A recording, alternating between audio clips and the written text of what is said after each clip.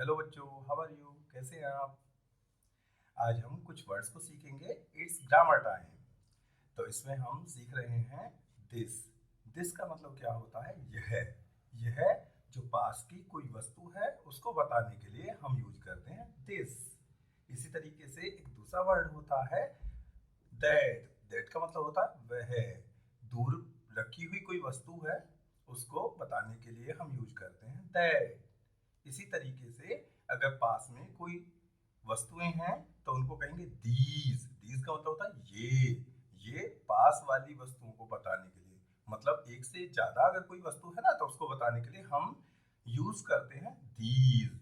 इसी तरीके से एक और वर्ड होता है दोज। दोज का मतलब होता है वो दूर की वस्तुओं के लिए। दूर कुछ वस्तुएं अगर आप रखी हुई हैं और आपको उनको बताना होगा तो आप जो है कहेंगे दोज। इसी तरीके से एक वर्ड होता है इज।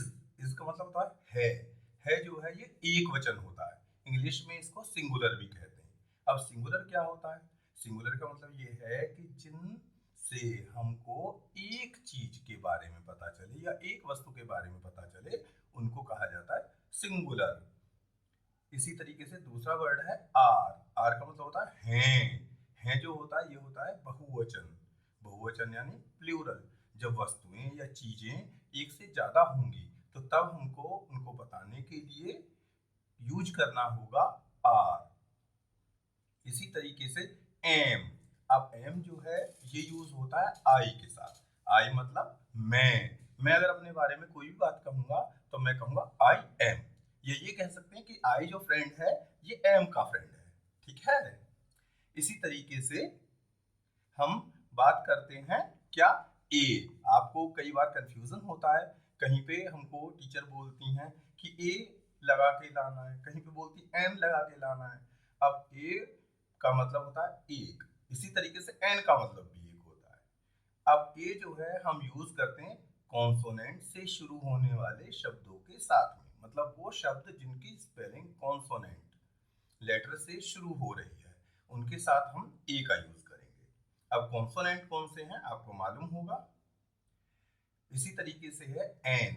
एन का हम यूज करते हैं उन वस्तुओं के बारे में, उन चीजों के बारे में जिनकी स्पेलिंग वोवेल लेटर से स्टार्ट हो रही है।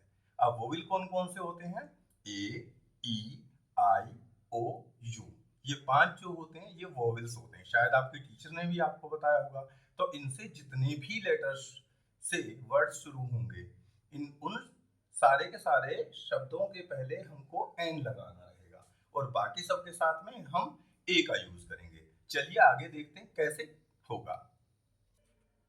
जैसे है दिस इज ए बॉल। यह एक गेंद है। यानी कि गेंद हमारे पास में रखी हुई है और एक है इसलिए हमने यूज किया दिस का। इसी तरीके से सेकंड एग्जांपल है दिस इज ए डॉल। यह एक गुड़िया है। ठीक है। इसी तरह से this is a pen. PAN pen. Pen का मतलब होता है कढ़ाई। वही कढ़ाई जिसमें आपकी मम्मी पूड़ियां बनाती हैं। अब नेक्स्ट है दिस इज ए पेन। ये पेन जो है पेन मीन्स पेन जैसा हमारे हाथ में है। This is a book. ये एक किताब है। तो इस तरीके से जो पास वाली चीजें हैं जो आपके पास में रखी हुई हैं उनको आप दिस के साथ में बोल सकते हैं, दिस उसके साथ में ऐड कर सकते हैं। जब भी एक्सरसाइज में वर्क मिलेगा जिसका तो आपको मुझे लगता है समझ में अब आ गया होगा। नेक्स्ट है दैट का कैसे यूज करेंगे। जैसा कि मैंने अभी अभी आपको बताया था कि दैट जो थोड़ी दूर की वस्तुएं होती हैं उनको बताने के लिए, एक कोई वस्तु है दूर रखी है उसको हम बताते हैं दैट से। कैसे? That is a boy. वह एक लड़का है।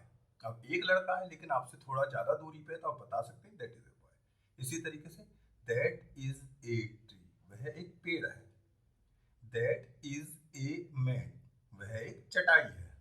That is a rat. वह एक चूहा है। That is a cat. वह एक बिल्ली है। इसी तरीके से जो भी चीजें आपसे थोड़ा सा ज्यादा दूरी पे हैं उनको आप दैट से बता सकते हैं। और वो चीज जो है सिंगुलर होनी चाहिए। सिंगुलर मतलब एक होनी चाहिए तभी आप जो है दैट से बताएंगे। अगर वो चीजें यहाँ पर सिंगुलर नहीं है, वो प्लूरल है, तो उस कंडीशन में हम आपको नेक्स्ट बता रहे हैं किस तरीके से आप उनको बता सकते हैं। उसको आप बताएंगे किससे? दीज से। अब कोई वस्तु आपके पास एक से ज्यादा वस्तुएं हैं आपके पास में हैं, तो उनको आप बताएंगे दीज से। दीज का मतलब होता है ये। जैसे दीज आर बॉल्स, यहाँ पे इज नहीं आएगा क्योंकि चीजें जो हैं वो प्लूरल में है। प्लूरल मीन्स एक से ज्यादा है, बहुवचन है, तो इसलिए हम इस की जगह पर यहाँ पर यूज करेंगे आर। कहेंगे दीज आर बॉल्स, ये गेंद हैं। अब है नहीं कहेंगे हैं। है का मतलब होता है बहुवचन, बहुवचन मतलब प्लूरल। इसी तरीके से दीज आर डॉल्स, ये गुड़िया हैं। देखो यहाँ पे आपने ध्यान किया होगा, बॉल के बाद में भी एस लगा हुआ है, डॉल के बाद में भी एस लगा हुआ है। इसका मतलब क्या है कि ये सब प्लूरल है। इसी तरीके से दीज आर पेन्स, ये कड़ाहियां हैं। दीज आर पेन्स, ये पेन हैं। दीज आर बुक्स, ये किताबें हैं। ठीक है, समझ में आ गया? अब दैट का जो प्लूरल होता है वो होता है दोज। दोज उन चीजों के लिए यूज किया जाएगा जो प्लूरल हैं और आपसे दूर स्थित हैं।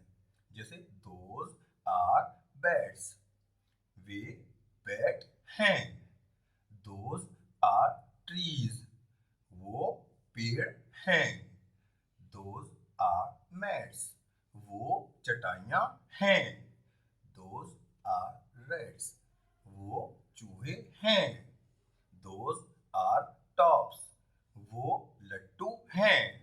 ओके बच्चों, आज हमने पढ़ा है दिस के बारे में जाना है, इस के बारे में जाना है, दैट के बारे में जाना है, दीज, दोज और आर के बारे में जाना है। और मुझे लगता है ये चीज़ें आपको बहुत अच्छे से समझ में आ गई होंगी।